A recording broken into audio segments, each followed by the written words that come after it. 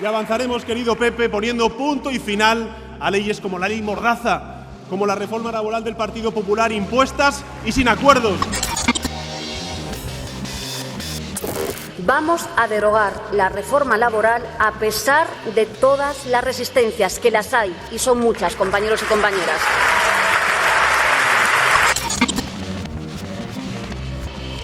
Vamos a insistir machaconamente una y 100 veces que queremos la derogación de las reformas laborales.